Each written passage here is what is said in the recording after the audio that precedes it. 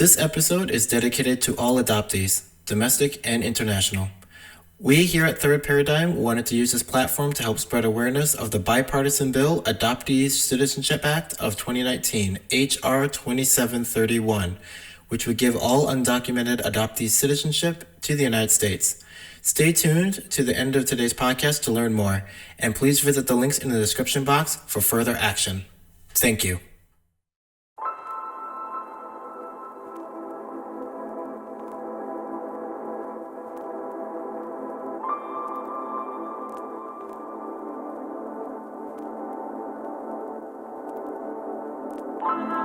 Welcome to Third Paradigm.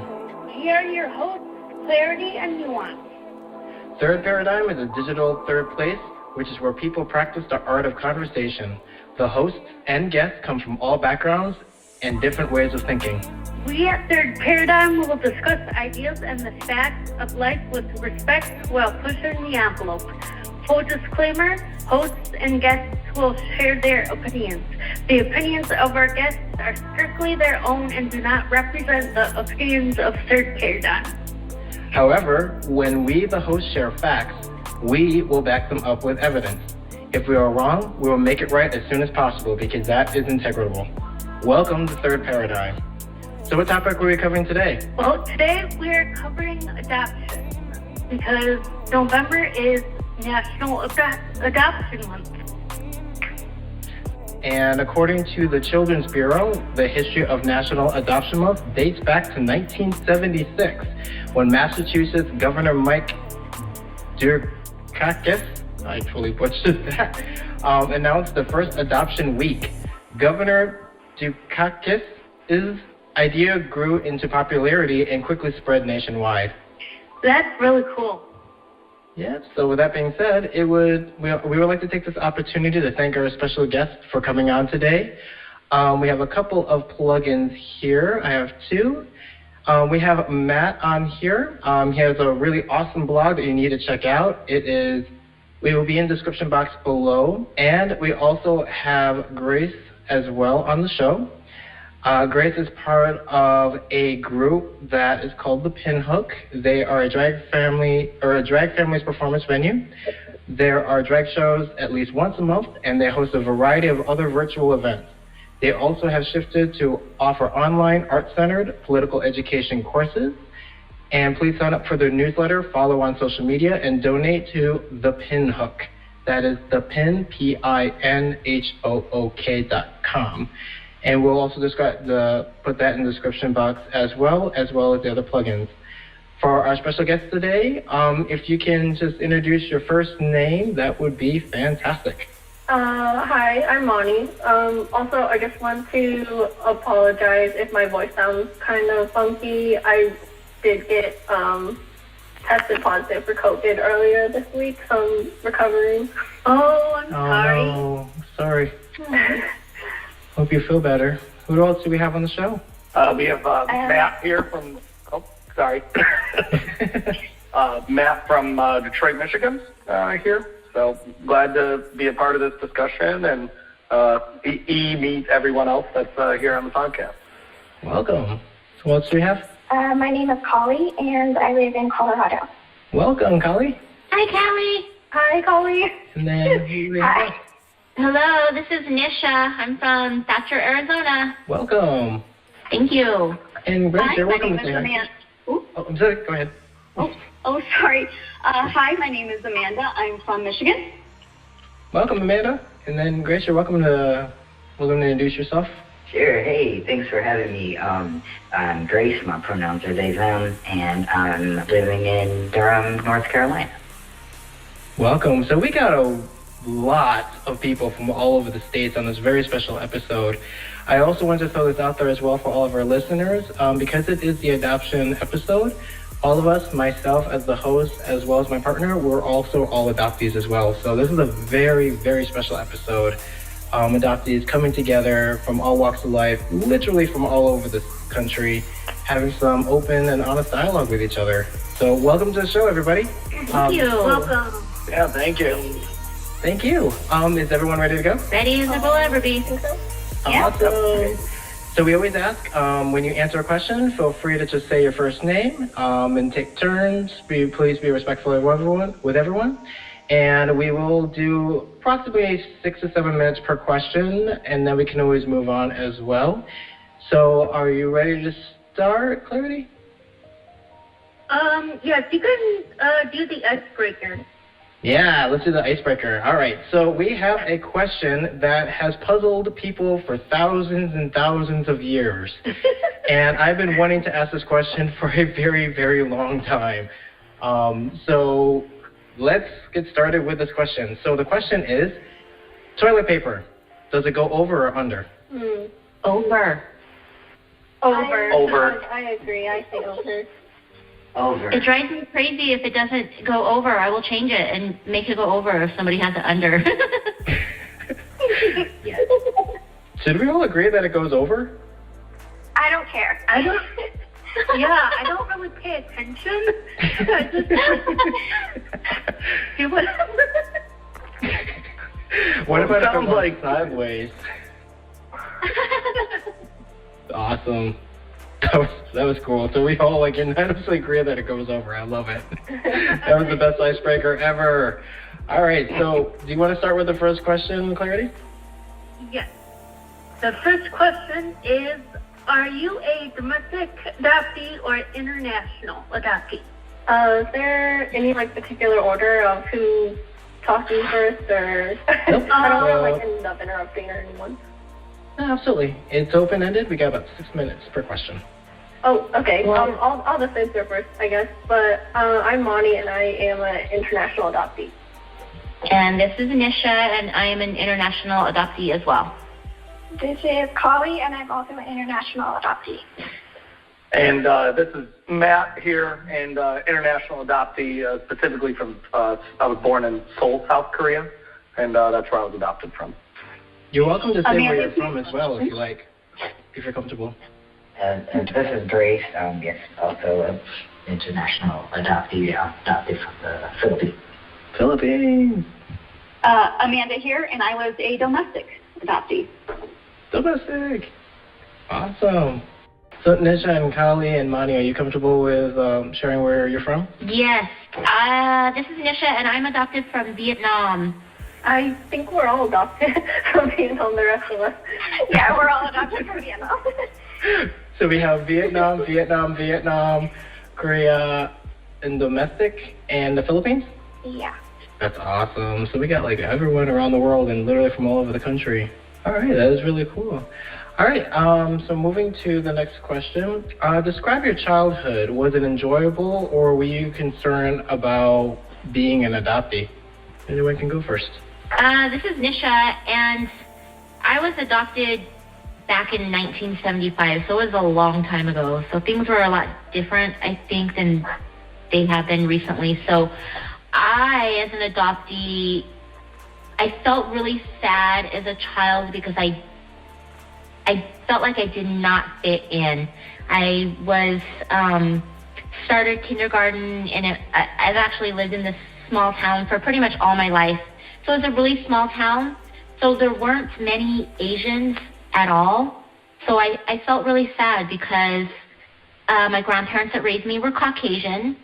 So a lot of kids were mean. They always asked questions like why, they knew I was different, obviously, and my family was different. So I just felt really sad because the kids would always say mean things like, how come your parents left you, and why do you live with these old white people, and just different things like that. So I can say I felt sad growing up as a child. I felt like I didn't belong. And my own family, my adopted family, didn't try to make me feel that way. It was just probably all the questions and the way that other children acted that made me feel that way. No, I'm sorry that happened to you. Yeah, Thank thanks you. for sharing that. Thank you. This is Kali, and I would agree with Nisha that it was a pretty similar experience for me. I was adopted in 1998, so sooner Wait, did I? No, not that long ago.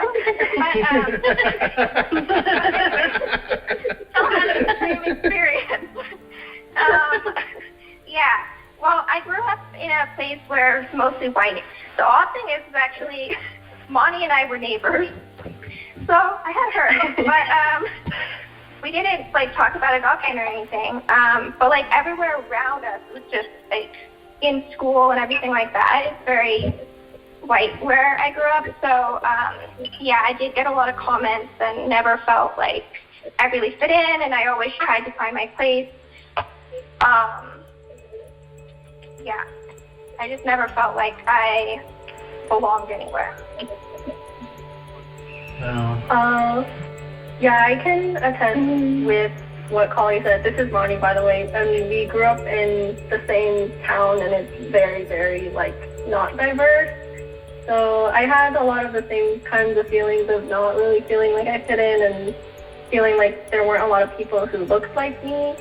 I would say, though, that it was a little different since my mom is a social worker. So I grew up meeting a lot of other adopted kids, and I have an older sister who is also internationally adopted from China. But like, you know, we didn't really talk about adoption stuff until we were much older. But growing up as a kid, it was like, I knew I was adopted. I knew like about all that stuff, but it was just like finding a place to fit in was really difficult. Also, obviously, because of the racial diversity was very low, and yeah, it was just a lot of white people. Thank you for sharing that. Yeah, it can be very relatable. Like when it comes to the world of adoptee, and it kind of goes across like all walks of life. It's like it's a very different lived experience, and it's sometimes very difficult to explain to non-adoptees, regardless of one's background or where they came from.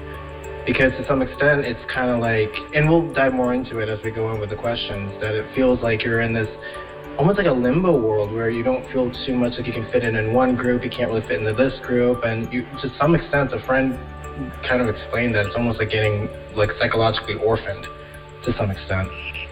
Yes. Yeah, thank you. Yeah, Amanda, what was your experience like as a domestic adoptee? So I suppose in some ways my childhood is a bit different. So I was adopted. My brother that I grew up with was also adopted from a separate family. My adopted mother was adopted, and her mother was adopted. So I'm the third, I guess that makes me, a third generational adoptee in a sense. So as far as like familial comfortability, I always had like a bit of a support. Obviously, there is like a huge generational gap between like how adoptions happen between my grandmother versus my mother and then versus myself. But I did always have someone to at least talk to about it who, even though our experiences were maybe different, they could at least somewhat relate. So I do feel very privileged in that regard, you know, so. Awesome. Thank you for sharing that. Yeah. So we got about a minute left. Anybody else would like to chime in? Yeah, I'll bring up. This is Matt speaking. Where I grew up in the metro Detroit area, I could certainly relate. There's times where I could say it was sad, but if I really had to describe it too, it was definitely like more of an identity crisis than anything, which this will kind of tie into the other questions too. But I also had a different experience too, where when I was growing up, my parents, I have two other adopted siblings also from South Korea, but not of blood relation. And we were enrolled in Korean culture camp, which I now realize after I've talked to a lot of adoptees, not every adoptee had that experience or had the ability to go to one. And so for me, since first or second grade, I was ingrained knowing a little bit about Korean culture, but not like being the expert on it, but at least just having something, be able to tie to. And, my parents were also Caucasian. I also have my older sister, which is from my mom's first marriage, but then she divorced. And then my dad met my mom and adopted my older sister. So kind of like Amanda's, like technically like my whole family's adopted, but in doing that. And yeah, like it was definitely like times where I would get picked on being called like kimchi eater, like maybe in high school or something, or doing something like that, which I find kind of funny to look at now, because now like Korean food is all the rage, and all of a sudden out of nowhere it became popular and acceptable, which is great in doing that. But yeah, growing up it was actually kind of nice. There was a handful of Korean adoptees that I grew up with, and two of which, the three of us plus one of my friends, we traveled to South Korea together. It was my second trip over there, but it was their kind of like first trip as an adult. They went when they were like preteens, but it wasn't their money, so they don't really remember much of it and didn't really have a choice on where they went. And but that was really cool, growing up, that there was at least probably 10 other Korean adoptees that I grew up with, different ages, different schools, but we met each other through Korean culture camp. And that was definitely like a blessing that I look back at it now, that I was really kind of fortunate and to have that experience and doing that. Thank you so much, man, for sharing. That's amazing. Yeah, no, it was definitely great, because at the end it was a summer long camp from like, you get there at like 8:30 in the morning and you're done by 1 o'clock. So Monday through Thursday you'd kind of like be in class with people your own age, but they're all Korean adoptees. But Friday you either did throughout the week like Taekwondo, you did Korean drumming, or you did like some type of dance, and you just signed up for whichever one you felt like. But then it was the best, because at the end of the week, all the Korean moms at the church cooked up all the Korean food, and everyone just got to eat it. So it was amazing. Thank you for sharing that. Yeah. Clarity, are you ready for the next one? Yeah. Okay. When did you fully come to terms with being adopted, and how did you feel? Well, this is Nisha, and I don't think I even came fully to terms with it until my later 20s. I think I was a bitter kid. I don't even think I know. I grew up being a bitter child just because of feeling so shunned by a lot of different people. And then, of course, hearing that question, why did your parents give you up? And it, it kind of starts like, exactly, like, why did my parents give me up? Like, what in the world? What happened? What went wrong? And that was just me trying to, like, close a lot of things out, trying, of course, being a child, not understanding, growing up, being a teen, still not understanding. So becoming upset, like, why did my parents give me up? Why did they just, give me up for adoption? Why did somebody else get me? And then as well, because my adopted parents gave me to my grandparents to raise me, so I kind of felt like it was happened a couple times. So I was pretty bitter at my biological parents and my adopted parents for leaving me. So I wasn't into my later 20s until I had finally met the lady who took me out of the orphanage. So it was somebody who could give me a little bit of answers from my life that I had never had. And I don't know if it's because my adopted parents we didn't talk about me being from Vietnam. Of course, I knew I was adopted, but all I ever heard was, you know what, you're adopted, but you're like our daughter. We'll always claim you as ours, so we love you for our own. But for me, that wasn't enough growing up. I wanted to know what happened. Where did my parents go? Why did they give me up? But it was something that I never could talk to anybody about. So once I was into my later 20s and the lady found me who took me out of the orphanage, she was able to give me a little bit more answers to some things. I mean, of course, you were from this orphanage. You were part of Operation Baby Lift, which is something that I did not ever know of. So, I mean, some things were making me feel a little bit better, like, hey, I have a few answers now, but of course those answers of where are my real parents, what's the full story of what became of me, how did I, or should I say how did I become where did I come from? What really happened are always going to be questions for me that who knows if I'll ever come to full terms with being adopted. Of course, it's what I am, but there's just a lot of stuff that I still would like to dig for, and that I feel like maybe now it might even be too late. I'm already going to be 47, so I feel like there's a lot of questions out there I still have that I still would love to find the answers to, and I just don't know if I ever will. Oh, thank you for sharing that.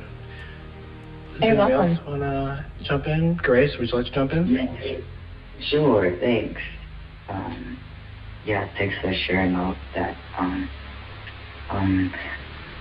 Yeah, I would agree. I think in my later 20s, maybe around 27, I maybe started to kind of, I would agree also that it kind of feels like a continuous process, and I've been through lots of therapy to try to figure all this out. But I grew up, actually, another layer to my adoptions. I grew up overseas on American military bases.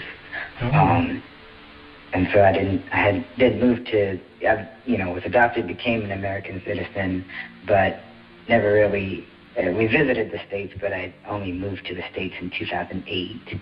And I kind of described myself as a little bit like racially naive. When there was actually a big group of us adopted around the same time, from all different countries, India, China, Korea, Panama. And so I kind of grew up around a lot of adoptees, but didn't really understand particularly the race dynamics of the United States. So kind of having to reckon with all of that, I think around 27 was, I really started, there's all these layers, what is Asian, what is Asian American, what is all of that when you're adopted as well, are continuous questions. And I think I also struggled with a lot of mental health, a lot of struggles, a lot of my life. And so I think those bigger questions that are hard, the things of like Nisha was talking about, like, why was I given up? Are forever questions, it feels like. I coincidentally am in touch with my biological family, but it's still a question because, we don't know who we can trust. But to me, there's also this other question around, as I've become politicized around adoption, the question is often, why are you giving up? But I think we also have to look at, the people who adopted us. I think in the questions of power, and the ways that particularly like Americans or Europeans, quote unquote, first world country folks, go in and take these babies out of these, predominantly cultures of color. There's stuff around power there that's hard to reckon with. Lots more to talk about, but all that to say, it really feels like a continuous process to kind of integrate all of our experiences. Absolutely. Yeah. Seriously. Thank you all for being very open and being very vulnerable, especially because that's the way the show is designed. And it can be very hard to be very open with these experiences because it always feels like you can't really open up without feeling like you're going to get judged by somebody. So thank you, everyone, for your responses. So moving on to the next question, have friends and family ever asked you uncomfortable questions or statements, such as, do you know your, quote, real parents? And how did that make you feel? This is Moni, by the way. And this was actually something that I was asked late last year. And I was doing kind of like an interview because I was going to do personal assistant work for my neighbors. And, we were kind of just getting to know each other and whatever, since I've been working pretty close with them. And one of them asked me if, I was happy to be here, which I thought was kind of weird. I didn't really know what to say. I was kind of like taken aback because I've never been asked that before of like, am I grateful to be, you know, living in the United States versus in Vietnam or whatever. And I don't know, I found it a bit offensive because it's not like I really had a choice in being adopted. And there's no way for me to know what my life could have been like if I wasn't in the States. And like, I've had a lot of thoughts growing up thinking like, what if I wasn't adopted? What if I was still with my, you know, with my birth mom and in this country or that country or whatever. But I realized there's not really a point thinking about it because there's no way I could know. There's no reference that I have to know what that could have been like. And so I've definitely had a number of kind of baffling questions that I'm kind of just surprised that people think it's appropriate to ask that kind of stuff. And like, at the time, I kind of just answered it as best as I could, but afterwards, like looking back on it, I realized like that was not an appropriate question, and I probably should have confronted them being like, you know, I don't feel comfortable answering that because it's, you know, a bit invasive and it's not really, it's kind of rude. And I've gotten a lot of questions too about my biological family, but I also did have an open adoption, so you did have a lot of information, and I was able to meet my birth family. And so, like, talking about it doesn't bother me that much, although it's kind of like sometimes it feels a little sensationalized when people are asking about it, when it is, you know, it realistically is my life and, like, my story, you know? It's not like some made-up kind of thing, and it is very personal to me. So sometimes the intention of when people ask, it can feel kind of off, and I might not want to answer it, but for the most part, I'm pretty open about it.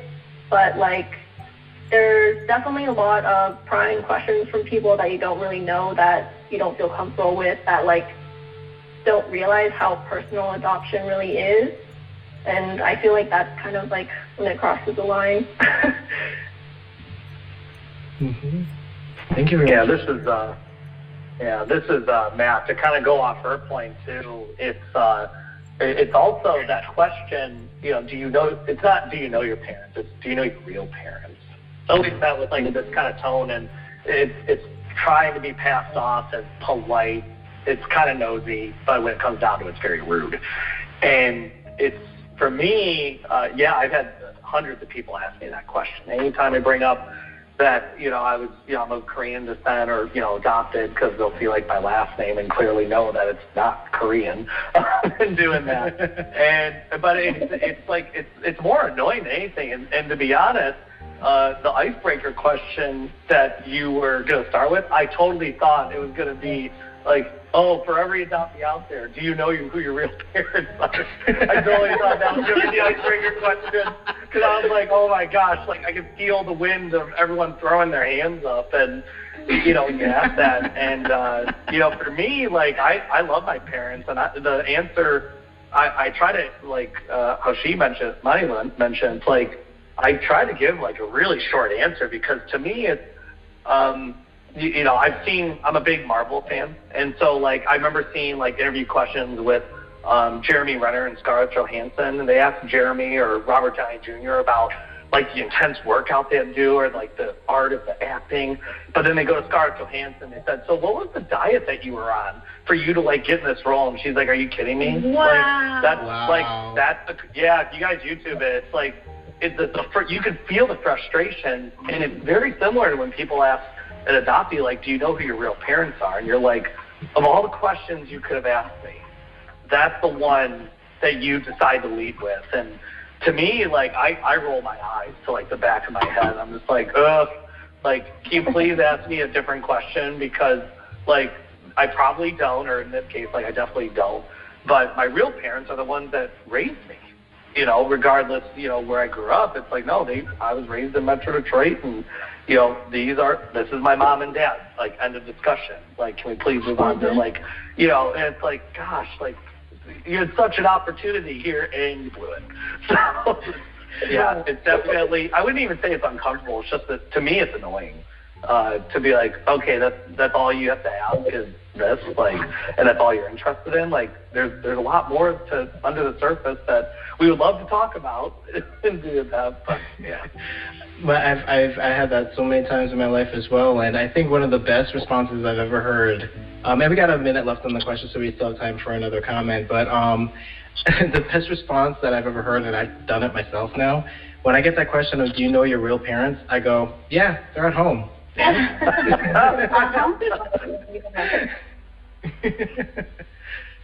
So we have time for one more response if anyone wants to jump on that one. Yeah, Amanda here. No, I definitely have gotten the do you know your real parents question quite a few times.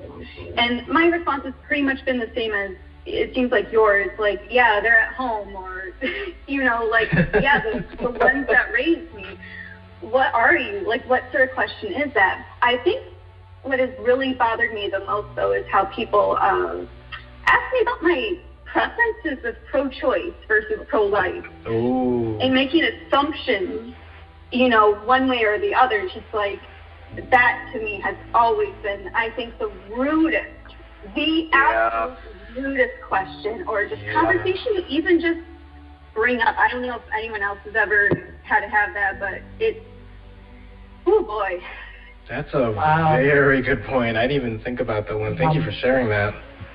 Yeah. It's a very strong one. So moving on to the next question, Clarity? Yeah. Okay. Has adoption impacted you in a mental and emotional way today, or has it unfazed you? This is Lonnie again. It's okay, I'll go first. But it definitely impacted me emotionally and mentally. And it wasn't really, I think it kind of ties into the question of, like, when did I really start thinking about being adopted?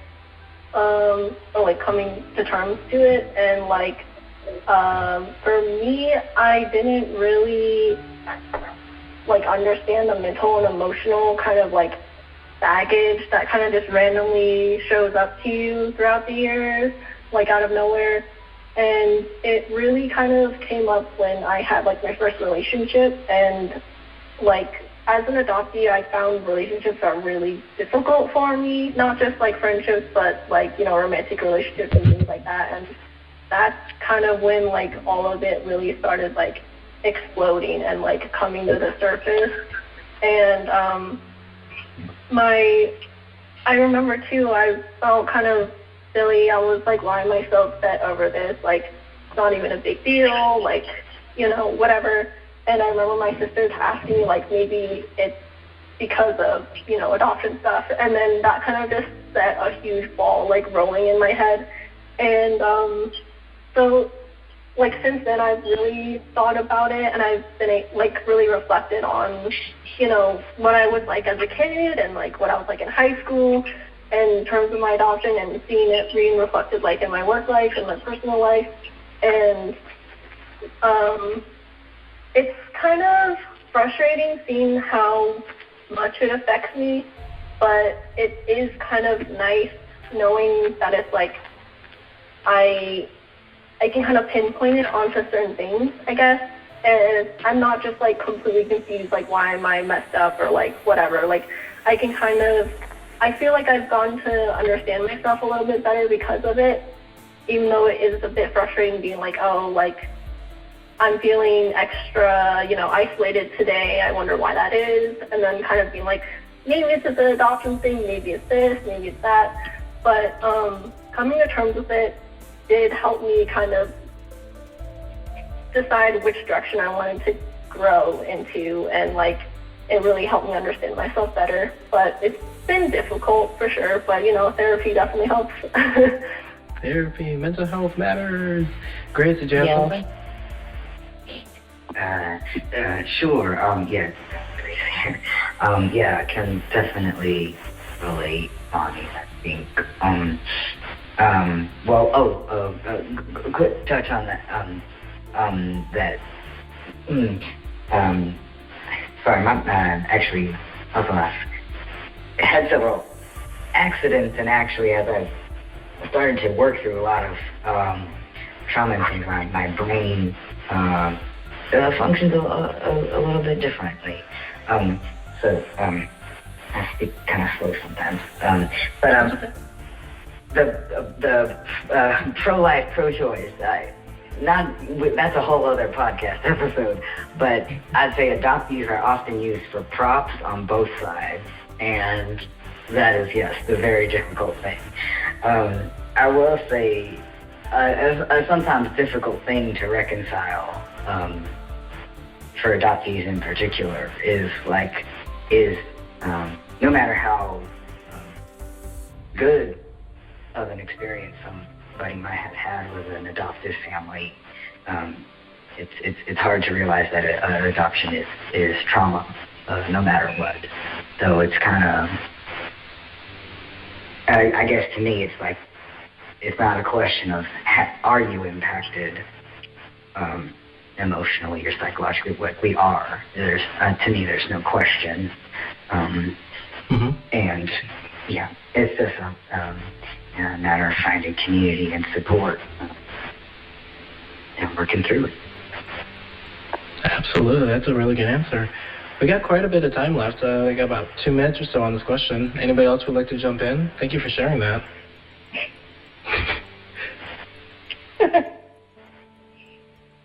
All right. So we'll just move on to the next one. It's actually kind of a two-parter as well.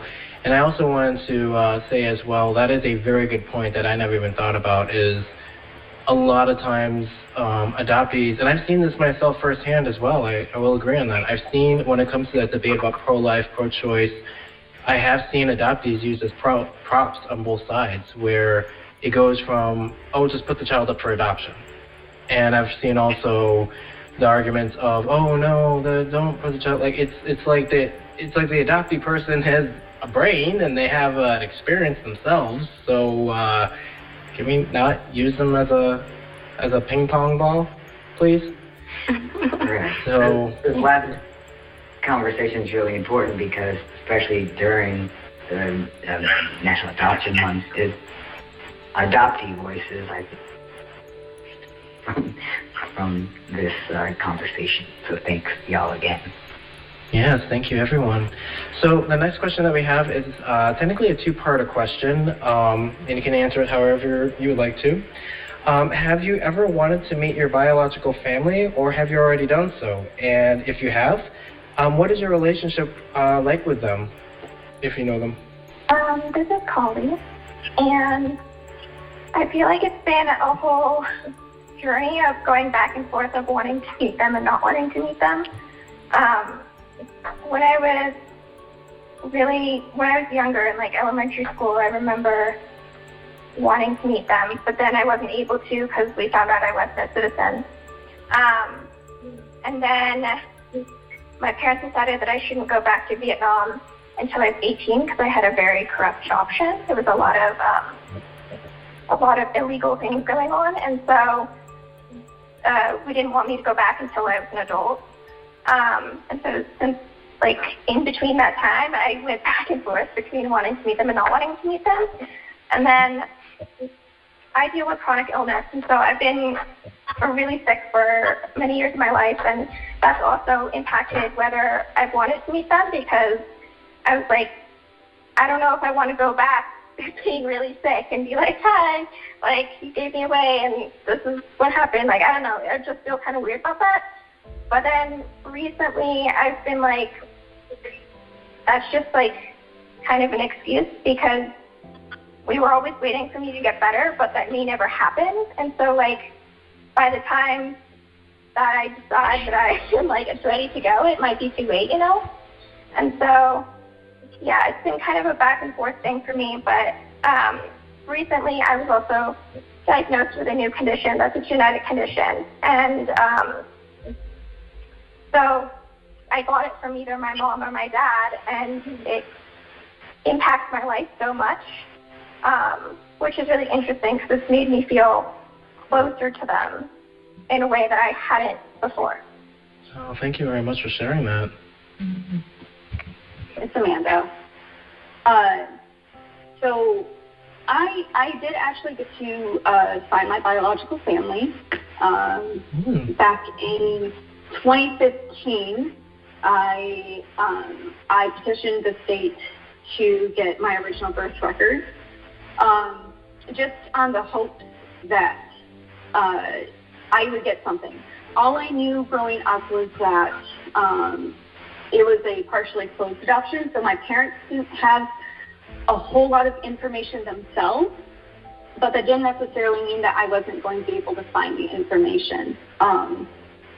So I sent that in super early in the year 2015, and then surprisingly enough, a few days before Thanksgiving, in the mail, I got all of my records. My birth certificate had a completely different name on it, which was What? Absolutely wild. So I was born Heather Lee, and when my parents adopted me, they changed my name to Amanda. So there was that. There was just a lot of information to go through. Records of interviews of my biological mom and my biological dad, records from interviews with my adopted parents, just like a lot of information. And from that, I went online, and I was already a part of a lot of adoption boards. And I went looking, using some of the information I had, and the board that I had been looking at for probably a year and a half had this one ad on it that was looking for a Heather from, it was Saginaw General at the time, and the birth date was off by a day. So I had been seeing my sister's ad looking for me for years, like a year. So it was just so emotional. And the fact that it was like a few days before Thanksgiving too, it was just so much. And then I got in touch with her, and we met a couple days later, and we started to form a relationship. And I got to meet my biological mom. My biological dad had unfortunately passed around the same time that I had petitioned to look for them. So that was heartbreaking. Oh, wow. But I did get to meet my grandmother and a lot of other very wonderful people still. We're not, I think our chances to grow as a family, unfortunately, because I found them so late on in my life, I couldn't form those same bonds, that a family would. So they are, I consider them my family, but they're still rather distant. They're more like distant family to me. And I still cherish the relationship, but it is a different relationship than what I have with the people I grew up with, so. Man, you're hitting the feels tonight. Thanks for sharing that. No, that's the whole point. Yeah. Gotta let it all out. It's good. Yeah. No, I do have to say, I do feel, I'm grateful for all of you. I've never had this many adoptees in one conversation before, so it's great to talk about these things. It really is. And I hope you all appreciate it. I agree. Amazing. Absolutely. Welcome to the family. Wow. We got another minute left if anybody wants to jump in on that while I dry my eyes.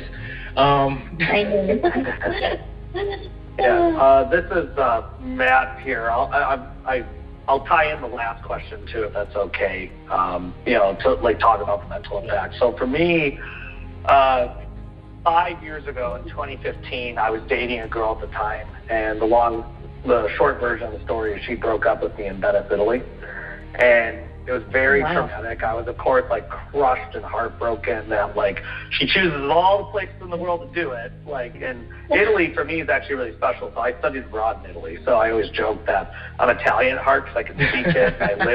I lived in Rome, and I'm as much Italian as I am Korean, and I can totally like order food in Italian and love it to death. But we were there, and she really let me. I was so like bitter and angry when she broke up with me, but she said a piece of advice to me, and it's in the blog too. But the advice was like, she's like, Matt, like you're a really beautiful individual, but like we're just not meant to be together. My heart's with someone else. I can't continue on this relationship. And of course, like no one ever wants to hear that. And so, but I remember she's like, no, like you're beautiful inside and out. I think you're a great guy. It's just, she just flat out admitted, like, it's just not for me. And, I don't want you to devalue your self-worth because I'm breaking up with you. And, that it always like kind of stuck with me to, again, kind of go back to the last question about how the adoption impacted me. So then we fast forward to 2 years later in 2017 in April, I go to Korea for the first time. Yes, I tried to find my biological parents, which I did not meet, but I met the nurse that delivered me. Wow. And went and found the birth clinic, the exact table, chair that I was born in. And everyone's like, oh, well, there's no way this could happen. Well, then she remembered, she's like, oh, wait, what's your birthday? And I was like, oh, it's in, February of this year. And she opens up this cabinet, and of course, everything's in Korean, so I don't know what's going on. And she couldn't speak English, which I was warned about. I didn't have a translator.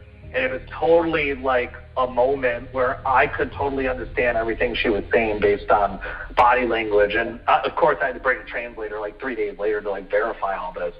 But what had happened was I remember being so let down because I thought for sure I was going to be able to find my birth parents. I have her name on my adoption papers. I had the age, the birth clinic I was born in. So I thought it was a clear winner that I was going to find out where I was, only to be found that they couldn't find the information and doing that. So it was very traumatic. It was super traumatic. I remember so I was walking around Seoul in this neighborhood where I was adopted at, and just feeling alone. Like, there's 25 million people in the metropolitan Seoul area. I never felt so alone until, like, the only time I felt alone was when I was broken up with someone. And then it, like, clicked with me. Then the whole mental thing clicked with me where I'm like, oh my God, this is totally like getting broken up with a girl that I didn't want the relationship to end. And to me, it totally clicked where I'm like, maybe this is why I have a real hard time with breakups. From romantic, relationships I would try to go after, and, I would always blame myself, like, oh, I wasn't good enough, I wasn't tall enough, I wasn't attractive enough, I didn't make enough money. And it really clicked where I was like, no, this has nothing to do with me, like my self-worth and my value.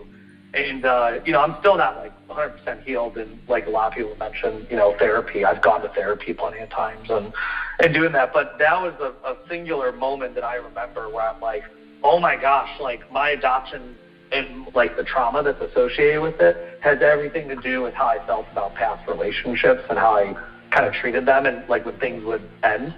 And I would try everything to hang on to that relationship because I didn't want to go through being given up again. And totally clicked. And so for me, it was, one of the things is I would love to meet my parents, but there's a Korean adoptee that in my blog post, I'll save the quote and people can check it out, but it's so traumatic to go through that over and over, that loss and having to go through that over and over again, that for me, it's I've kind of stopped trying to work because I don't want to relive that trauma over and over again. So it kind of made me, from a mental state, to be I really do have to love myself inside and out. So what if I'm different from everyone else? That's something that, Amanda, when you were talking, it's almost great to have a community of not just Korean adoptees, but any adoptees, because we all have gone through something so traumatic that not everyone else is going to be able to know that experience. I think that's why adoptees get along so well together.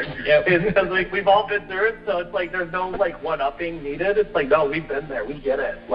It sucks, and in doing that. And so that was like for me, like, that's where, going back to the original question of like, oh, how do you feel? Do you feel comfortable when people ask, do you know your real parents? And it almost starts to ignite that trauma again. But that, like what you mentioned, was like, oh yeah, they're at home. Like that should be the response I should lead with, and just nip it in the bud and be done with it. And 100%. And in doing that, but yeah, like, and again, it's kind of like not even do you know your real parents. I guess another question could be too, how often do you get asked, like, do you look for your family, and doing that. And I wish just more people like realized how traumatic that question is. And it's like, well, yeah, for medical reasons it might be nice, or maybe it's because you want to see that you look like someone, or know whatever it is. Like, yeah, of course, but do we want to go through like the breakup again? Probably not. And doing that. And yeah, it's like, it's super traumatic, and I wish more people could understand that a little bit more. But just about someone that isn't adopted, to ask like, oh, do you want to search for your biological family? It's like, well, yeah, I'd like to, but. Yeah, absolutely. Well, we have one last question left, and I'll let Clarity finish that one off. But before we get to that one, I just wanted to say from the bottom of all of our hearts here at Third Paradigm, we really appreciate every single one of you coming on the show and being open and honest and sharing your stories and hearing your perspectives, because it really does feel, when we talk about intersectionality in today's world, when it comes to dealing with different problems and different issues in different communities, it feels that adoptees kind of get left out of a lot of conversations.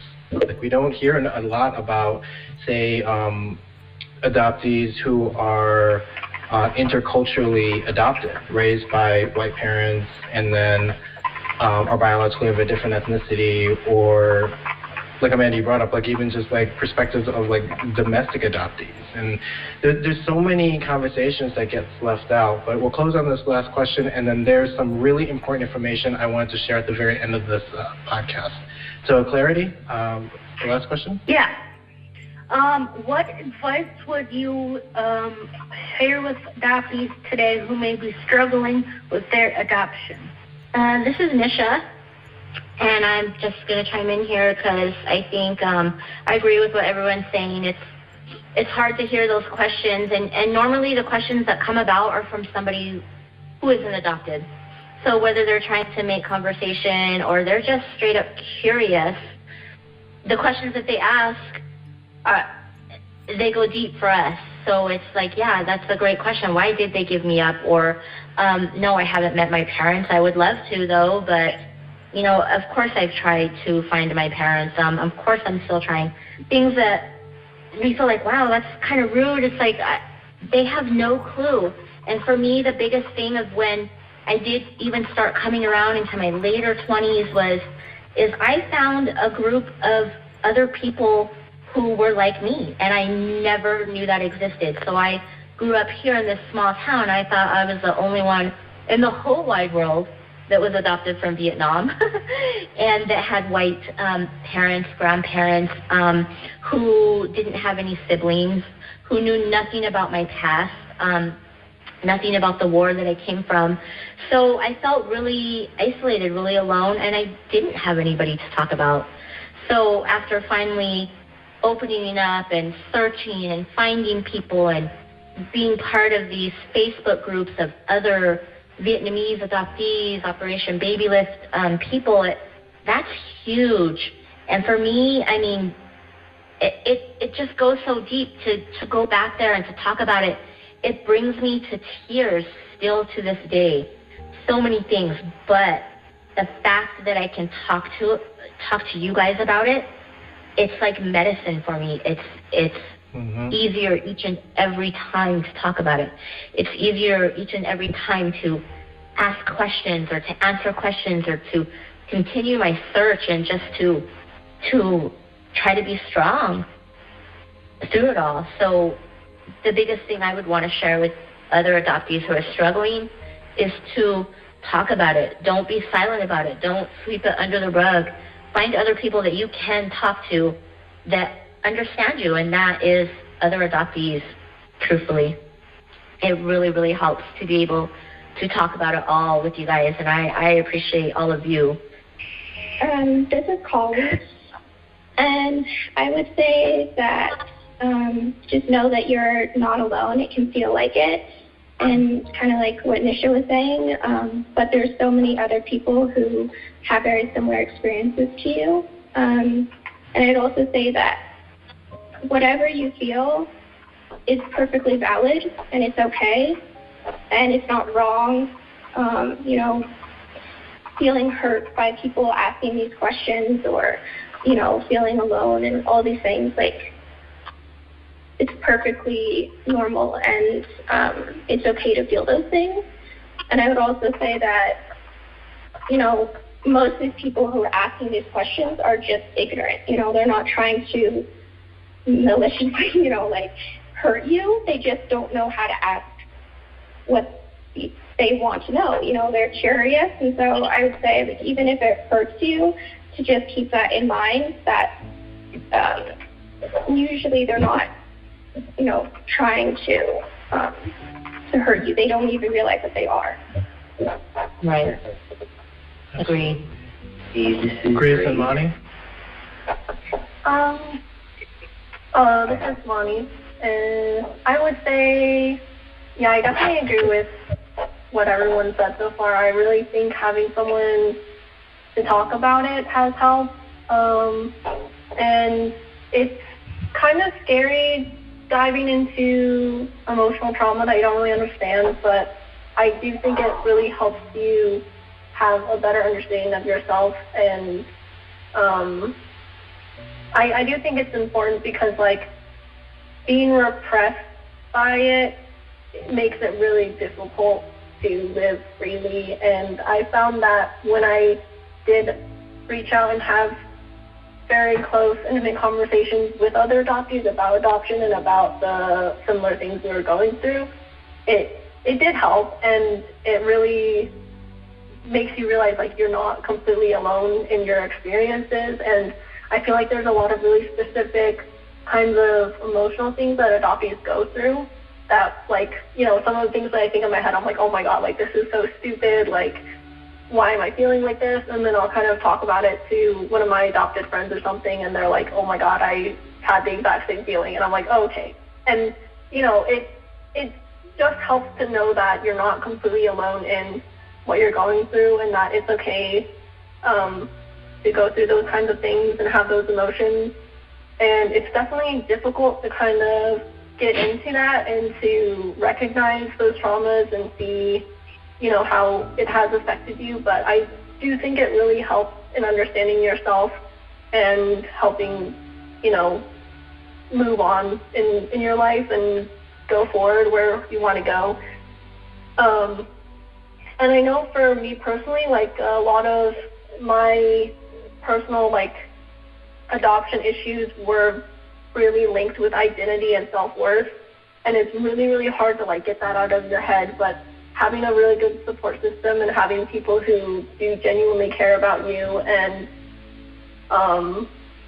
you know, being able to talk to them freely and openly and having that accessibility and that trust is really important. And it's really, really helped me, like, kind of come out of myself, because I was definitely very repressed and introverted. I'm still a little introverted, but definitely not as much as I used to be. And I owe that a lot to myself and in opening up to other people and having them open up and vice versa, and being able to have really, you know, trustworthy conversations and relationships like that. Because I feel like as adoptees, relationships can be really difficult, and it's kind of like, oh, I don't want to get too close because I'll get really attached to them. So you're, like, super distant, and then it's hard to open up to people. And I found when I've been able to do that and open up to the right people, it's been completely worth it. And, like, it is really hard because there's going to be a lot of hit or misses with people, but I think, you know, having a good support system and core people that you can trust and trusting yourself too is really important. And I think too, knowing that you deserve good things in life too. Beautifully worded. Absolutely. Grace and Amanda, do you have any last minute or last comments? And then I'm going to close it out with something very important I wanted to share on this podcast.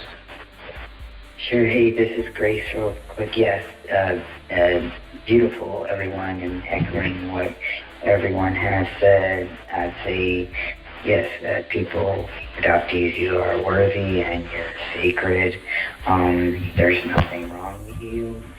And definitely want to further validate all of your feelings. So, like, yeah, you don't have to appease the people who ask you offensive questions, but to me, I've also learned that I also have a right to be mad. I have a right to be mad at the people who abandoned me and the people who adopted me. And with all of those complex feelings, like, I can have them and I can decide who I want to be. So I think that adoptees are amazing, special people, and we are often just too expansive, amazing for one world.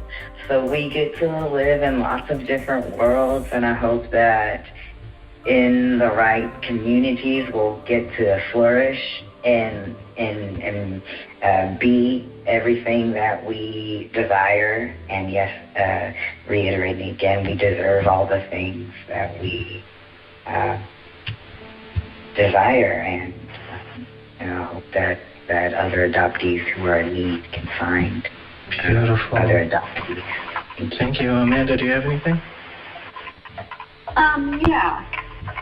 I think, pretty much I agree with what everyone else has said about, mental health being, such a very important part of the adoption discussion, and I think it's definitely very important, I think, for people who are struggling with adoption to seek out counselors or a therapist, or just a trusted friend, just someone that you can, just talk to about these things.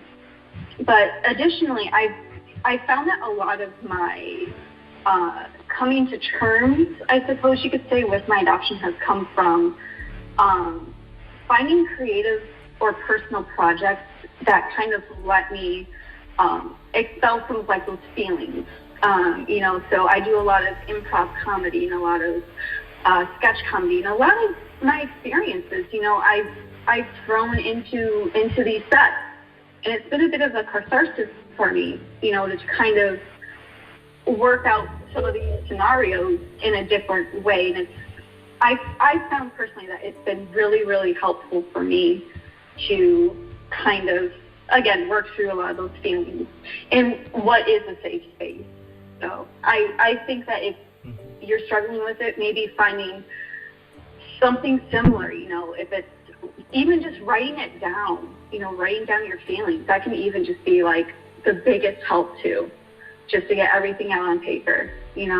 That's my biggest, I would say, yeah. Thank you for sharing that. So this last part right here before we close out is a very important source of information I really want to share on this particular episode, and we'll provide all the links and information in the description box. But so one of the things mentioned earlier was the intersectionality, how a lot of times adoptees tend to be left out of those conversations. And one really critical issue that's happening right now in our country is undocumented adoptees.